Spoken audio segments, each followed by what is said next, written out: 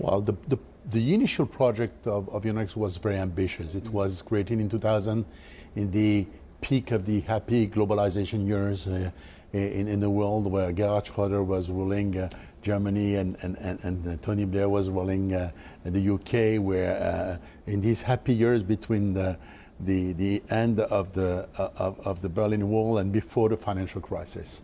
So the ambitions of pooling sovereignty, there were even debates about whether or not the UK was going to join the euro at that time. I mean, it was very enthusiastic.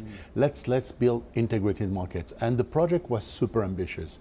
And it was successful. Euronext bought the life derivative market in London. And it all stopped in 2007 when it merged with the New York Stock Exchange, the NYSE. And then the project failed because the NYSE merger was a total failure for all sorts of reasons.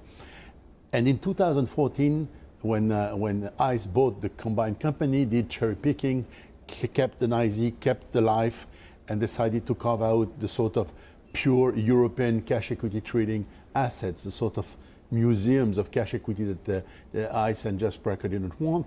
Then the company there was a real debate and skepticism about whether it would be wrong.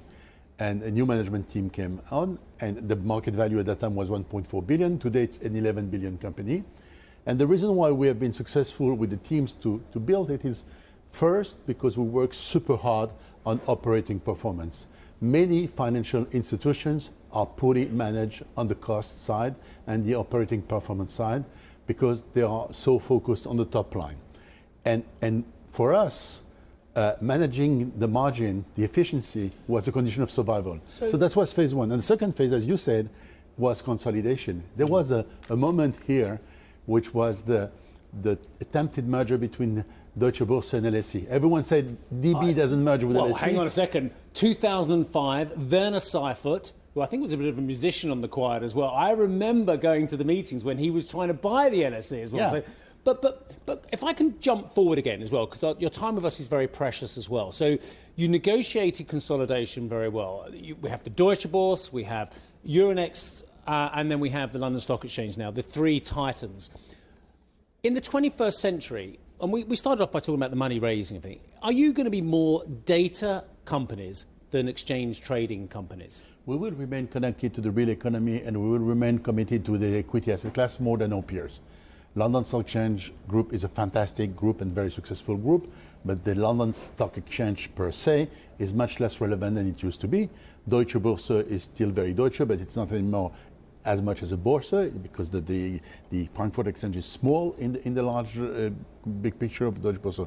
We are going to remain committed to financing the real economy, but we are going to diversifying in data as much as we can, but not as the others, because those data assets are extremely expensive. But we are going to seek diversification and growth, definitely, to a very large extent. Actually, as of today, the non-volume related business represents more than 60% of what we do, whereas when I joined, more than 60% of the revenues were trading revenues. So the situation is really, the ambition is really to go towards more diversification, but with a commitment to connect local economies with global markets, because we believe that Europe, the European Union, needs a massive inflow of equity to grow.